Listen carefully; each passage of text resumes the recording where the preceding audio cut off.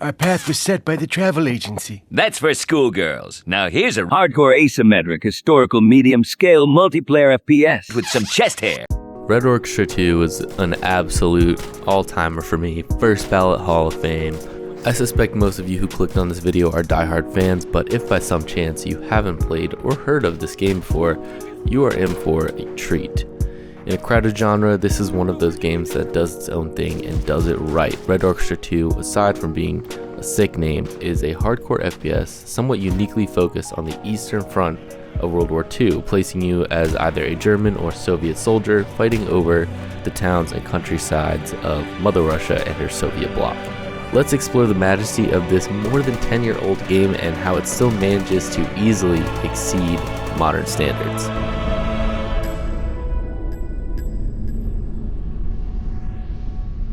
I don't normally start off with talking about the visuals of a game, but the aesthetics of Red Orchestra 2 are so unique and cohesive and are what really stood out to me coming back to this game after so many years. This cohesive visual theme is evident in the map design, in the barbed wire, the broken fences, the half-destroyed trenches. It feels like an awful battle is happening, has been happening, and you're swept up in it, fighting over half-destroyed towns and factories that some other grunt already died for 6 months ago.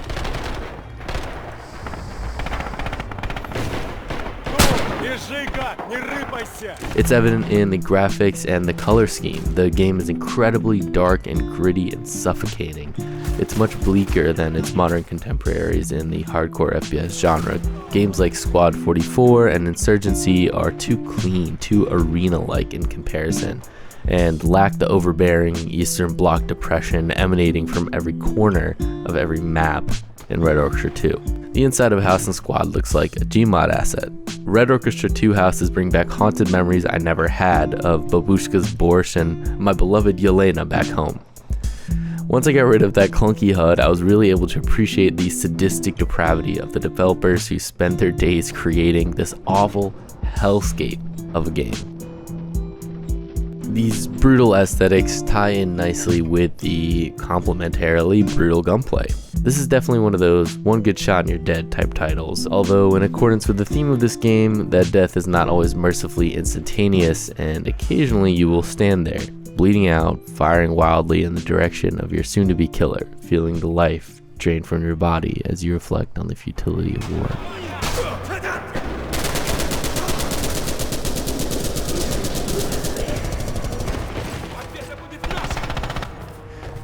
Yeah, this game is rough. I'm not sure if I've ever played a multiplayer game with as much heaviness as this one.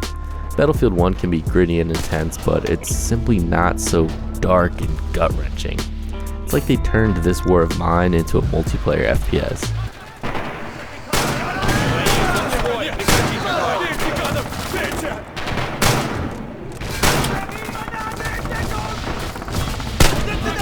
The pace of the gunfights, influenced by this intense damage model, the World War II weaponry, and the somewhat linear maps, helps the game play out in quite an intense and very cinematic manner. I want to show you a clip that demonstrates how well this game imitates the pace and flow of a war movie. It's a bit of a longer clip. Stick with me here and try to notice how easily this could have been a movie scene.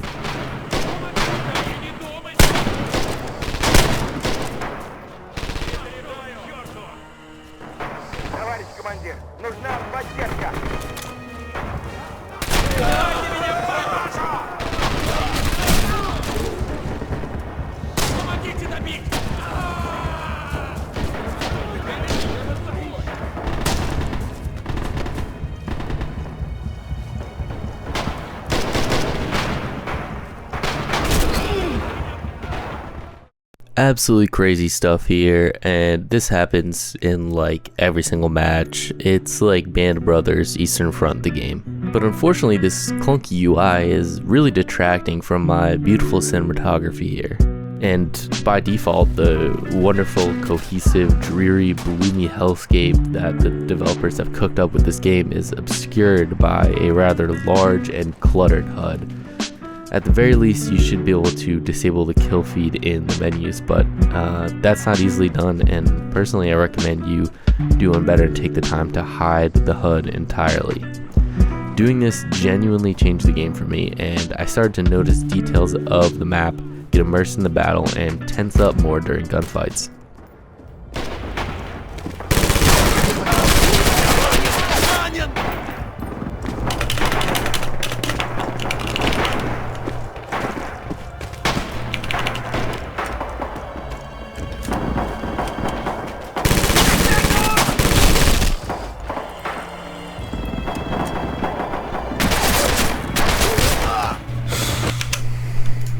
Despite the hardcore nature of this game, it's still quite high octane. You respawn quickly, the battle is not far away, and I sometimes found myself getting caught in a Call of Duty mentality, just charging straight into battle after spawning, not stopping till I saw an enemy, and usually dying immediately. And that can get you burned out on a game fast, like you're not really engaging with the match, you're just spawning, dying. Turning the HUD off forced me to slow down and play the game with a little bit more brain power.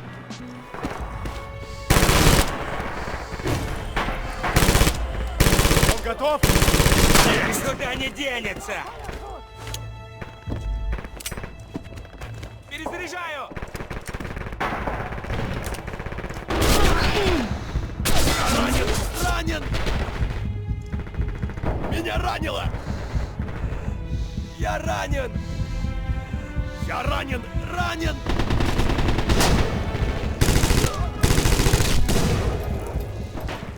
The last thing I want to talk about is the game mode and ticket system.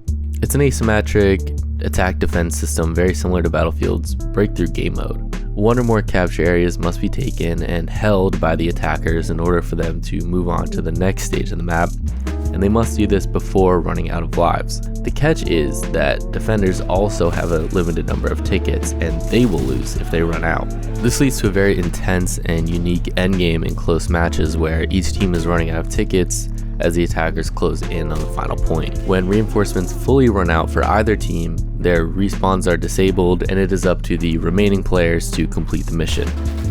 Each player's coolness under pressure is tested as the chaotic, large-scale, explosive battle you've gotten used to is replaced by a tense standoff.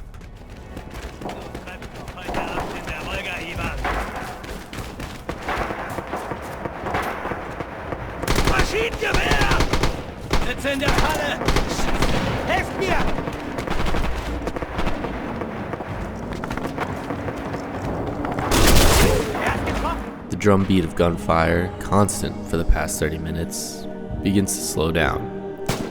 An eerie calm descends on the battlefield. The defenders left alive silently bunkered down in trenches and buildings.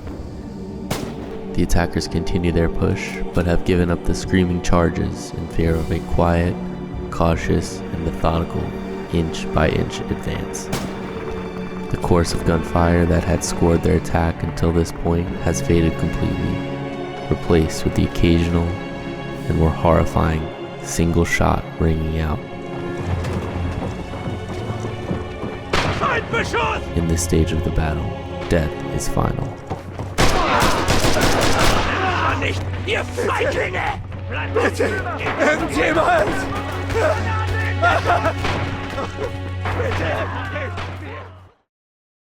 Yeah, super chill game. Just a great one to relax after a tough day at work. Kick your feet up, get a few rounds in, really blow off some steam. 10 out of 10.